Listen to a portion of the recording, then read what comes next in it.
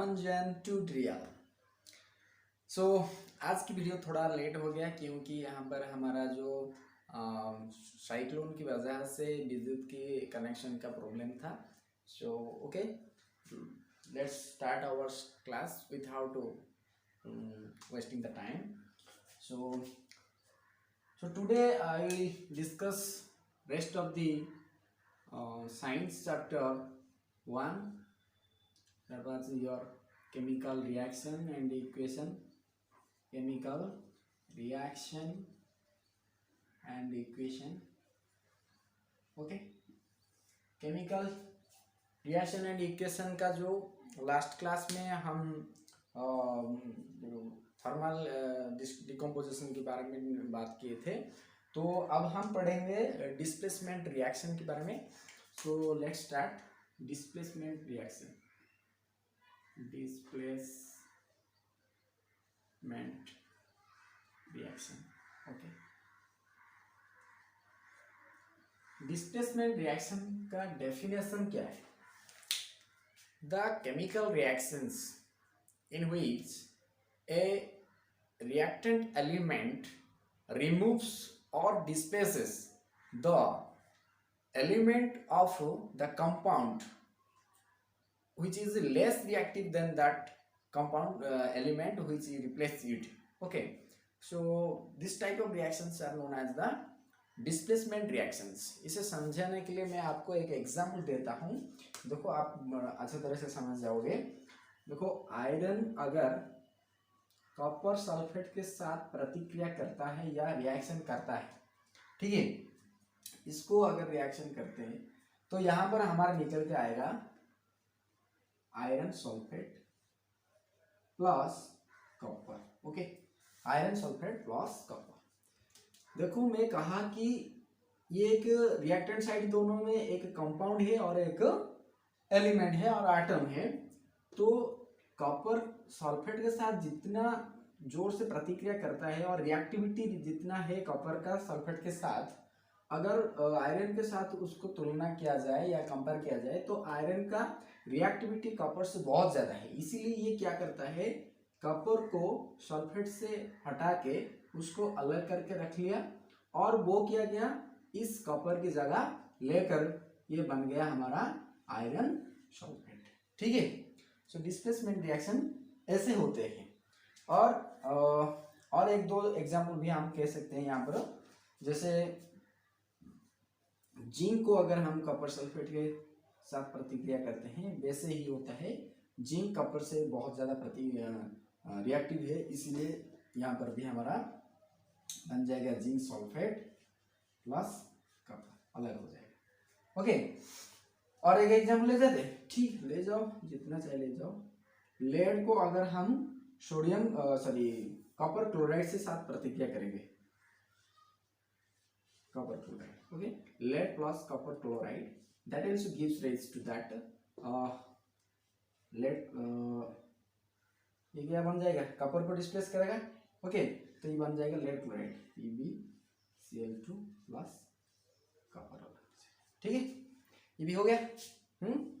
तो चलो आगे देखते हैं double displacement reaction. Double displacement reaction,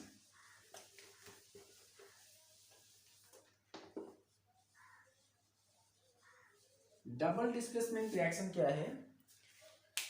displacement reaction में एक कंपाउंड था और एक एलिमेंट था या एटम था, लेकिन यहाँ पर क्या होगा, दोनों का दो ही जो रिएक्टेंट रहेंगे वो दोनों कंपाउंड्स होना चाहिए। जैसे सोडियम सल्फेट प्लस और एक है बेरियम क्लोराइड। ठीक है, इस दोनों की अगर प्रतिक्रिया करेंगे तो यह क्या होता है, यहाँ पर बन जाएगा ये सोडियम क्लोराइड और बेरियम सल्फेट। तो barium sulphate plus sodium chloride. ठीक है, इक्वेशन बैलेंस नहीं है, बैलेंस कर लेते हैं। चलो, यहाँ पर सिर्फ 2 मल्टीप्लाई कर लो, 2 सोडियम हो जाता है। सल्फर बेरियम सल्फर सभी की समान है। ठीक है, तो देखो यहाँ पर भी क्या है ना, यहाँ पर आयोनिक एक्सचेंज कर रहे हैं। यहाँ पर कौन कौन, ये दोनों रिएक्टेंट्स सोडियम बेरियम को डिस्प्लेस कर रहा है और बेरियम सोडियम को, मतलब जो आयंस बेरियम के पास था वो सोडियम से शेयर करता है और जो सोडियम के पास था वो बेरियम से शेयर करता है। सो द डबल डिस्प्लेसमेंट का रिएक्शन जो डेफिनेशन होगा ऐसे होगा, the chemical reactions in which the ionic exchanges are taking place in between the reactants are called the double displacement reaction। Okay, शायद समझ आ गया होगा आपको। और आगे देखते हैं, ये जो डबल डिस्प्लेसमेंट रिएक्शन है इसको भी एक तरह की प्रेसिपिटेशन रिएक्शन कहते हैं, क्योंकि यहाँ पर प्रेसिपिटेट निकल के आता है। ठीक है, जो इनसॉल्युबल सब्सटेंस होगा वो प्रेसिपिटेशन होते हैं, प्रेसिपिटेशन रिएक्शन से हम इसे कह सकते हैं। ठीक है, नेक्स्ट चलो देखते हैं ऑक्सीडेशन और रिडक्शन रिएक्शन। ये सबसे वेरी इंपॉर्टेंट है, थोड़ा कंफ्यूज वाला टॉपिक है, लेकिन आपको कंफ्यूज होने का कोई जरूरत नहीं, मैं आपको बड़ी आसानी तरीके से समझा दूंगा। ठीक है, ऑक्सीडेशन, सबसे पहले जानो ऑक्सीडेशन। ऑक्सीडेशन के नाम से ही आपको समझ में आ रहा होगा ऑक्सीजन का भूमिका होगा यहाँ पर ऑक्सीजन। ठीक है, so the chemical reaction in which if a reactant gets oxygen, okay, if a reactant gets oxygen, then that reaction will be said that a chemical, sorry, a oxidation reaction। okay, so अगर हम ऐसे लेते हैं copper को oxygen की presence से जलाते हैं या ऑक्सीजन के साथ रिएक्शन करते हैं तो हमारा बनता है कॉपर ऑक्साइड।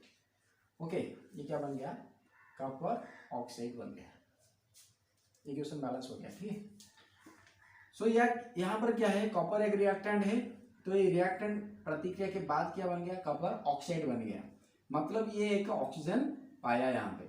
सो इसीलिए हम इसको ऑक्सीडेशन रिएक्शन कहते हैं।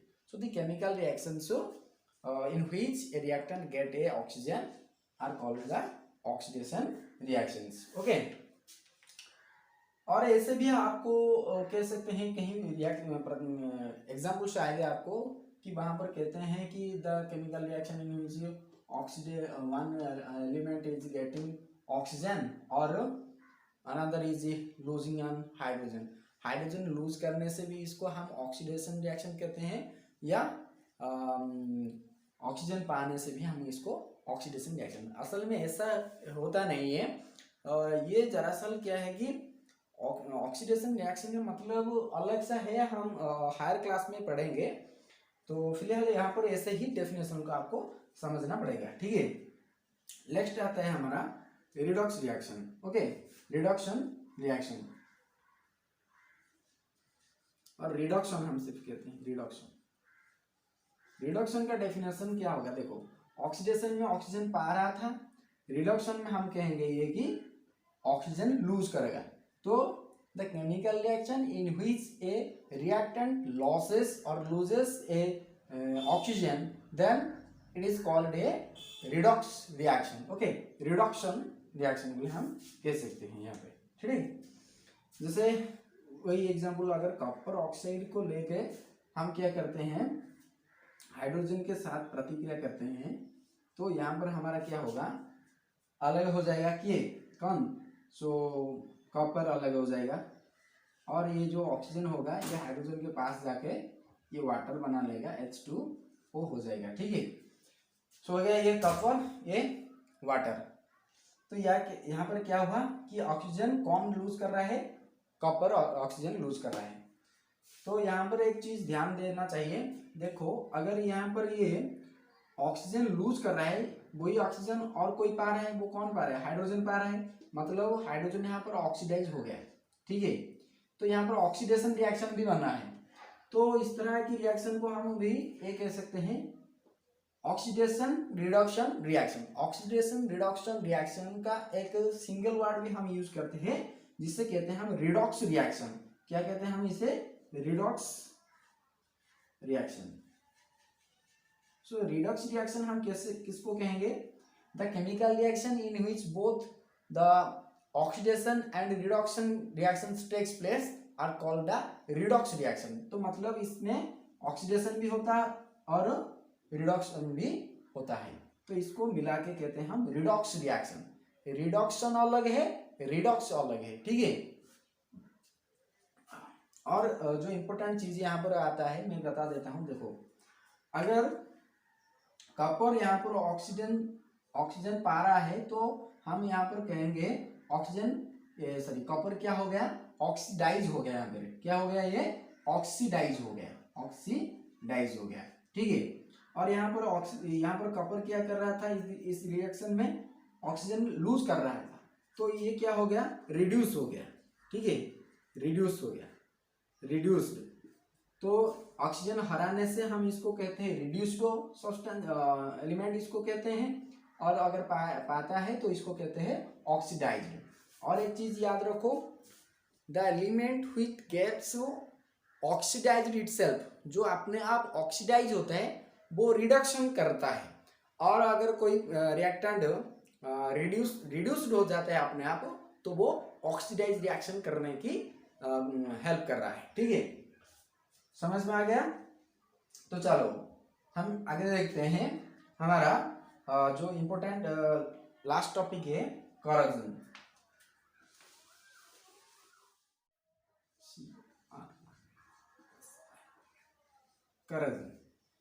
ये हमारे डेली लाइफ में देखने वाला एक प्रोसेस है जो कि बहुत ही बार हमारे सराउंडिंग्स में होता है। वो क्या है, करोजन। देखो अगर आप एक आयरन नील को बहुत दिन तक बाहर फेंक लेते हैं और वो कुछ दिन पड़ने के बाद उसकी ऊपर एक येलो कलर की कोटिंग देखने मिल जाता है, ठीक है। तो वो कोटिंग दरअसल क्या होता है, वो जब जो बाहर की जो परिवेश के साथ वो एक्सपोज हो गया, मतलब बाहर के जो परिवेश में क्या क्या था, हमारा जो ऑक्सीजन से है या जो मॉइस्चर से है और बाकी सारे जो एसिड्स वगैरह जो कुछ भी है, उन लोगों के साथ वो रिएक्शन करने के बाद वो ग्रेजुअली डैमेज होने लगा और साथ ही साथ वो एक येलो कलर की लेयर बन गया। जैसे हम बारिश की मौसम में अगर हमारा जो साइकिल वगैरह रख लेते हैं बाहर, जहाँ पर बारिश पानी आके उसके कंटेक्ट में आता है, तो क्या होता है, हमारा जो रिंग होता है वो उसका कलर भी हम कई बार देखे होंगे कि येलोइश कलर का दिखता है। वो दरअसल यही मतलब करोजन है। सो हम करोजन की डेफिनेशन भी हम ऐसे कह सकते हैं, if some other materials gets reacted with the substances surrounding it, like the water, moisture or oils वगैरह, and that creates a thin layer layer upon it that are known as the corrosion। और ऐसे भी कहते हैं the gradual decaying of any metal is known as corrosion, ठीक है। और corrosion को हम प्रिवेंट करने के लिए बहुत सारे कलर्स यूज करते हैं और सम एंटी करोजिंग मटेरियल्स यूज करते हैं, पेंटिंग वगैरह कर लेते हैं और एनोडाइजिंग वगैरह करते हैं, जो कि हम मेटल और नॉन मेटल चैप्टर में उसके बारे में बहुत सारी चीज़ें पढ़ेंगे, ठीक है। तो फिलहाल यहाँ पर इतना ही जानना चाहिए करोजन के बारे में। और आगे है हमारा रेंसिडिटी क्या है, अगर हम कोई ऑयली या फैटी मटेरियल्स को या फूड वगैरह को बाहर हम एक्सपोज करके रख लेते हैं बहुत दिन तक, तो क्या होता है, वो अपना जो स्मेल और जो कलर वगैरह चेंज कर लेता है, और स्मेल निकलते आएगा, मतलब गंदी बदबू आएगा उससे, तो उसे हम नहीं खा सकते हैं, फेंक लेते हैं उसको, ठीक है। जैसे कि ब्रेड अगर हम रख लेते हैं कुछ दिन के बाद देखते हैं कि जो ब्राउनिश जो ग्रैनुलर ईस्ट वगैरह हम कहते हैं इसको, सो उसके ऊपर हमको दिखने मिल जाएगा, ठीक है। ऐसे बहुत सारी चीज़ें, सो उसे हम कहते हैं रेंसिडिटी। मतलब जो ऑयल मटेरियल्स होते हैं वो क्या होता है, ऑक्सीजन के साथ ऑक्सीडाइज बन जाता है, मतलब द ऑयली और food materials when gets oxidized with the oxygen present in our atmosphere, that are known as the rancid substances, okay, corroded substances उसे कहते हैं। सो इस रेंसिडिटी से सब्सटेंस को दूर रखने के लिए हमको क्या करना चाहिए कि ऑक्सीजन की कांटेक्ट में नहीं लाना चाहिए इस तरह की सब्सटेंस को। तो इसीलिए जब हम देखते होंगे हम क्या करते हैं, इस तरह की चीज़ों को पैकेट जो पॉलीथीन का पैकेट्स बनाते हैं इसके अंदर fully air tight containers use करते हैं। एयर टाइट कंटेनर्स यूज करने से क्या होगा, ऑक्सीजन इस लोगों के पास नहीं आएगा और रिएक्शन नहीं करेगा। ठीक है। सो जो जो जिस सब्सटेंस से हम इस रेंसिडिटी को रोकने के लिए यूज करते हैं इसको भी हम कहते हैं एंटीऑक्सीडेंट्स। क्या कहते हैं हम, एंटीऑक्सीडेंट्स। जैसे जो चिप्स पैकेट्स होते हैं, चिप्स या जो लेस खाते हैं हम, इस पैकेट्स को करने के साथ उसके साथ एक गैस दिया जाता है, वो है नाइट्रोजन गैस। और नाइट्रोजन गैस देने से वो क्या होता है, वो रोकता है रेंसिडिटी को। मतलब नाइट्रोजन एक तरह की एंटीऑक्सीडेंट है। क्या है, एंटीऑक्सीडेंट। सो आपको याद रखना चाहिए, क्वेश्चन आता है सब questions, what is the antioxidant substance और what is the antioxidant used to keep away from the oxidation of the chips and Lay's packets. Okay, so thank you। तो इसका कंप्लीट हो गया मेरा जो कंसेप्ट था इस फर्स्ट चैप्टर का। तो आगे हम चैप्टर 2 डिस्कशन करेंगे जो एसिड बेस रिएक्शन की। तो आप अगर चाहते हैं तो इस चैप्टर की जो इम्पोर्टेंट क्वेश्चन है जहाँ पर आपको डाउट्स है आप उसको मेरा कमेंट सेक्शन में कमेंट कर लेना। इसके लिए मैं एक अलग सी वीडियो बना लूँगा, सिर्फ यहाँ पर मैं क्वेश्चन से आंसर्स को डिस्कशन करूँगा। ठीक है। So thank you so much and please subscribe our channel and share it large amountly share और लाइक कमेंट कर लेना भाई। ठीक है। So thank you so much.